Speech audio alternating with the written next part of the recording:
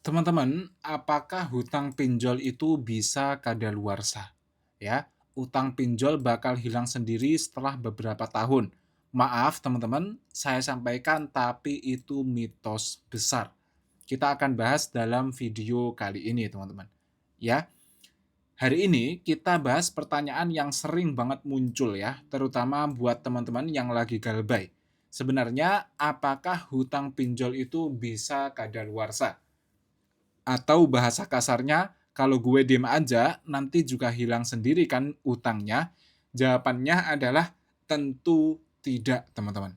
Ya, ini ada mitos dan fakta. Banyak orang yang percaya kalau hutangnya lewat 90 hari, maka akan hangus. Kalau lewat setahun, nanti akan aman. Terus misalnya nggak ditagih-tagih, itu berarti selesai. Padahal itu semua hanyalah mitos, teman-teman. Oke, jawaban intinya secara umum hutang pinjol tidak otomatis kadaluarsa selama belum kamu bayarin ya teman-teman. Jadi selama hutang itu belum dibayar, maka tidak bisa dianggap lunas dan tidak ada kata-kata kadaluarsa, guys. Jadi satu-satunya cara untuk kita bisa menyelesaikan masalah itu hanyalah dengan membayar hutangnya, teman-teman. Ya, hanya itu dan tidak ada yang lain. Hutang itu tetap menjadi kewajiban kamu, bahkan kalaupun tidak ditagih. Oke, nah ini ada penjelasan logis kenapa seperti itu, karena dalam sistem keuangan, hutang itu masuk ke perdata dan artinya kewajiban hukum, teman-teman. Ya, berarti ada perjanjian, hak penagihan, dan akan tetap berlaku sampai lunas, sampai kapanpun, teman-teman. Dan ini ada fakta ya, nama kamu itu nanti akan tercatat di sistem kredit SLIK ya guys ya. Dan itu biasanya nanti suatu saat jika sering galbay atau masih banyak yang belum dilunasi, itu akan menghambat pengajuan KPR, kredit kendaraan, bahkan pinjaman bank lainnya. Oke, nah ini realita yang sering orang bahas teman-teman. Hutang itu mungkin terlihat diam, tapi efeknya jalan terus, guys. Data kamu tetap ada dan bisa ditagih kapanpun dan bisa lagi muncul saat kamu mungkin mau ambil KPR atau kredit.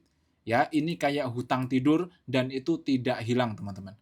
Satu-satunya cara untuk menghilangkannya hanyalah dengan membayarnya. Kalau belum bisa ya sudah, tunggu saja sampai bisa.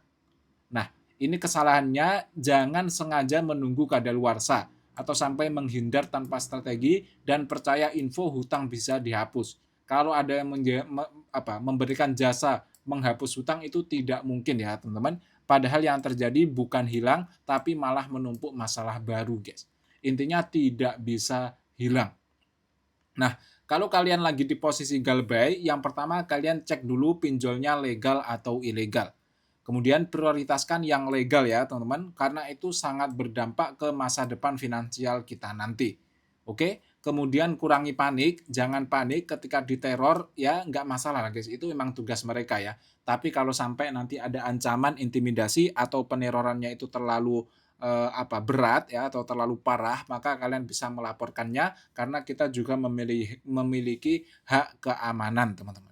Ya, kemudian jangan menambah hutang baru dan kalau mampu bisa komunikasikan untuk restrukturisasi dengan pihak pinjol.